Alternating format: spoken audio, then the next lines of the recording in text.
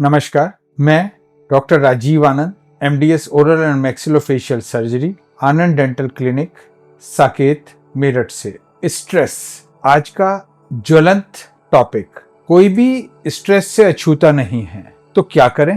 How it affects oral cavity और how it affects oral health. Stress एक ऐसी चीज है जो पूरे शरीर पे अफेक्ट डाल सकता है। स्ट्रेस के बिना भी आज जिंदगी नहीं है, लेकिन अगर वो ओवर हो जाता है, स्ट्रेस के ऊपर स्ट्रेस पाइल अप हो जाता है, तो वो आपकी बॉडी पे इफेक्ट डालता है, जो एडवर्स इफेक्ट्स होते हैं। तो ओरल कैविटी तक के संबंध में अगर मैं बताना चाहूँ, effect on teeth, effect on soft tissue and effect on bones. क्या होता है? हम सबसे पहले लेते हैं स्ट्रेस का इफेक्ट्स मसल्स ऑफ मैस्टिकेशन पर, जो खाना चबाने वाली मसल्स हैं उन पर। कई बार ऐसा होता है कि स्ट्रेस में क्लेंचिंग वर्ड मैं यूज कर रहा हूं।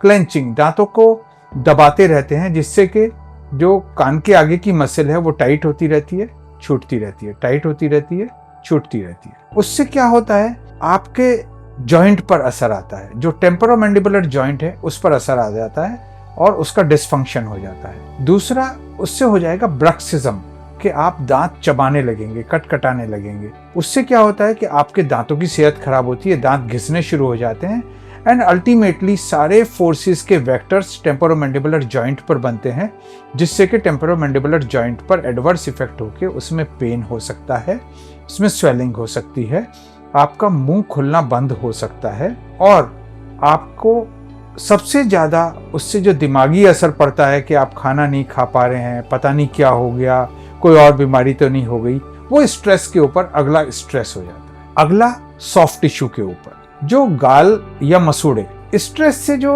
ऑटो इम्यून सिस्टम पे अफेक्ट करता है। जब कहते हैं कि शरीर ही शरीर को खाने लग जाए, उससे क्या होता है कि मसूड़ों पे सूजन, मसूड़ों में लाली, बहुत सारे ऐसे लीजन्स हैं जो स्ट्रेस की वजह से बढ़ जाते हैं, जो कहीं ना कहीं दबे रहते हैं और स्ट्रेस की वजह से वो उभर कर आ जाते हैं। उसमें बहुत सारे मुंह की खाल के लीजन्स होते हैं, जो लाल या सफेद चकत्तों के रूप में या जीभ पर चकत्तों, गोल गोल चकत्तों के रूप में उभर के आ जाते हैं, जो डिफरेंट टाइप के लीजन्स होते हैं, जिनका उपचार क्या किया जाए।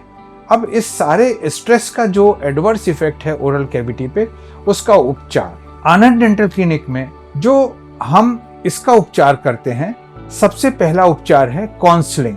समय देना मरीज को, मरीज की पूरी बात सुननी और मरीज को उसके बारे में काउंसल करना। दूसरा होता है कि जो दांत घिस गए हैं उनका इलाज करना, उनको रेस्टोर करना, क्राउन बना के, फुल माउथ रिहैब करके। और तीसरा होता है जो खाल में बीमारियां हो गई हैं उनको इलाज करना। तो ये कई बार तो जो दिमागी असर आ जाता है या ऑटो इम्यून सिस्टम पे असर आ जाता है, उसको हम काउंसलिंग से ही ठीक कर पाते हैं, लेकिन कभी कभी इसके लिए दवा भी देनी पड़ती है।